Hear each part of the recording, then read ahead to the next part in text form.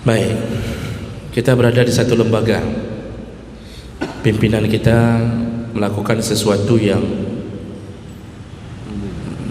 menimbulkan hukum harta haram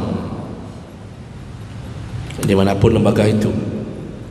Karena nggak mesti kerja menjadi haram di lembaga yang tertulis atau diketahui dengan masyhur haram. Kerja apa saja kalau kita desainnya haram itu bisa haram, Pak. Contoh seperti yang saudara kita tadi sebutkan, kepala sekolah itu bisa makan haram walaupun sebenarnya gaji dia halal. Ya, contohnya macam-macam. Ya, contohnya misal dana bos diolah. Padahal dana bos itu sudah diperuntukkan poin-poinnya yang boleh untuk ini itu, lalu diolah, itu bisa makan haram. Atau datang satu perusahaan buku, contoh misal Erlangga lah contohnya, menghadap ke kepala sekolah, lalu dia katakan kepala sekolah, ini murid bapak ada sekitar 600 orang, kalau bapak bisa goalkan untuk pakai produk kami, maka bapak dapat 10% dari hasil penjualan. Jadi kepala sekolah akhirnya kadang mengingat 10%, hitung sebuah buku mesti tertuh dibayar.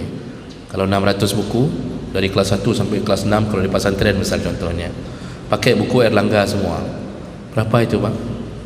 60 juta. Sekitar 60 juta kan? Itu 10% 6 juta kan? Contoh.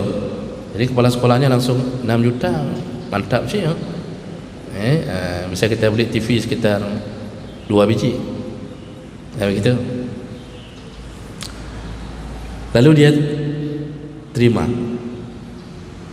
dipaksakan sekolah itu memakai buku itu, lalu dia berhasil mendapatkan 10%. Itu apa hukumnya? Semua ulama kontemporer menjawab itu termasuk bahagian hulul, kerja khianat.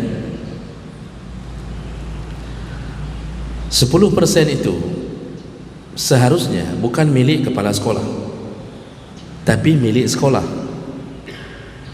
Karena kepala sekolah itu pertama dia sudah digaji, yang kedua dia bukan agen, dia bukan simsar. Berbeda kalau fungsinya agen. Agen nggak apa-apa ngambil persen, simsar dalam bahasa fikih. Saya jual ya bukunya ya, berapa persen untuk saya? Dia membantu menjual. Ini kepala sekolah bukan simsar, kebetulan saja posisinya kepala sekolah. Haram hukumnya. Seharusnya 6 juta itu milik sekolah, dia ambil boleh, tapi dia buang untuk kebutuhan sekolah. Dia buat WC sekolah, dia buat ini, dia buat itu. Tapi mana ada cerita hari ini orang salat jamaah nggak tinggal, tapi menyoba bupeng. Semayang jamaah di Papua, semayang solat terus, Ramadan iktikaf terus, Lailatul Qadar cari terus. Tapi kalau sudah kerja uang, itu nggak peduli halal haram. Itu contoh. Maka pemimpin apa saja dalam kantor itu nggak mesti kantor itu berlabel haram. Yang halal pun bisa dia olah menjadi haram. Banyak, Pak. Kita kalau nggak jujur, kemungkinan jatuh ke haram banyak. Nah, sekarang yang jadi pertanyaan adalah bagaimana dengan anak buah? Jadi sudah dapat nih, kepala sekolah dapat 6 juta. Lalu untuk mendiamkan anak buahnya TU, karena harus didiamkan tuh TU, karena TU tahu ini ada persen nih. Nanti kalau nggak didiamkan, TU akan bicara kemana-mana, anjir kebul kepala sekolah apa juga makan sendiri dia, nggak bagi-bagi. Seperti cerita tadi, operator segala macam menerima bahagian ini dalam keadaan tahu bahwa itu sebenarnya bukan hak kepala sekolah itu punya sekolah, tapi dibagi-bagi. Jadi kepala sekolah datang, ini 300.000 ya, lalu dikasih ke operator 300.000 ya, sambil dibilang jangan kasih tahu orang ya, ini kita bertiga aja, jadi kita aja bertiga masuk neraka, yang lain biar dalam surga misalnya, kan? Kalau kita tahu sumber hartanya, kita ikut terlibat di dalamnya, maka kita dianggap telah bersyarikat bersama. Makanya Rasulullah mengatakan apa? Man a'ana ala ma'siyah, barang siapa saling tolong menolong dalam maksiat, fahuwa syarikun lahu, dia dihitung bersyarikat dengannya. Hati-hati. Makanya Allah katakan wa ta'awanu 'alal birri wat taqwa wa la ta'awanu 'alal ismi wal udwan. Jangan tolong-menolong dalam melakukan dosa. Apalagi model kerja yang melancarkan kerja haram itu. Jadi operator kerja melancarkan kerja haram itu. Tapi Ustaz, ada kendala. Kalau saya enggak buat, saya dipecat. Pilihan paling utama adalah resign kalau sudah berhadapan begitu. Pilihan paling utama itu resign, segera mundur, cari pekerjaan yang halal. Untuk apa hidup berkekalan pada pekerjaan itu tapi kita disiksa dengan yang haram? Jadi ini saya rasa nggak ada pilihan kedua. Artinya, tapi terpaksalah kami lakukan itu. Terpaksa itu sudah berapa tahun? Kan 25 tahun terpaksa. Jadi seperti orang pasrah, kayak manalah kami terpaksa, kalau enggak kami dimutasi segala macam. Itu kita sudah kekurangan iman, merasa bahwa seakan-akan rezeki itu tidak dijamin oleh Allah Subhanahu wa taala. Maka kalau kita tahu, ikut dosa. Tapi kalau kita tidak tahu, bagaimana?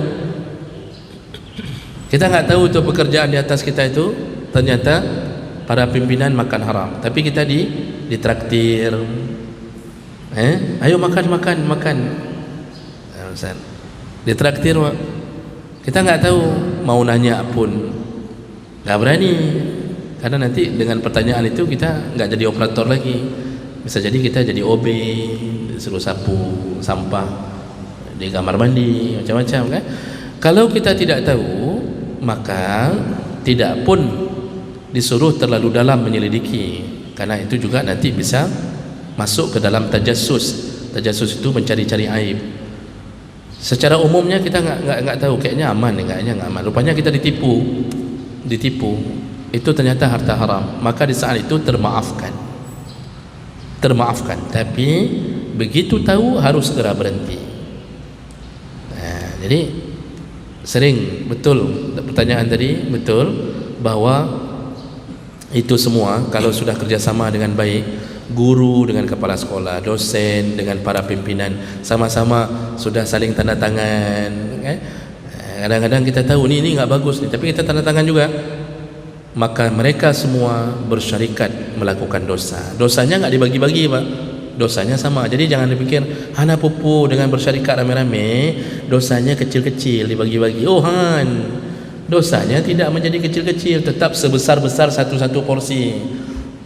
Jadi jangan kira rame-rame bisa kecil-kecil dosanya nanti. Enggaknya kuih bolu beneran. Kuih bolu ya, maka rame-rame bertambah kecil.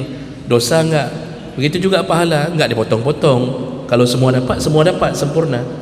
Itu hak Allah. Maka oleh karena itu berhati-hatilah dalam merestui dan melancarkan kehidupan yang haram. InsyaAllah kalau sudah resign, Allah beri yang lebih baik. Itu jaminan Allah. Jaminan Allah, jaminan Nabi.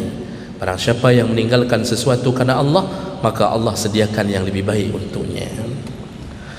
Baik, kira-kira begitu. Saya rasa waktu pun terbatas, kita cukupkan. InsyaAllah kita bertemu kembali di Selasa, di Rabu yang akan datang.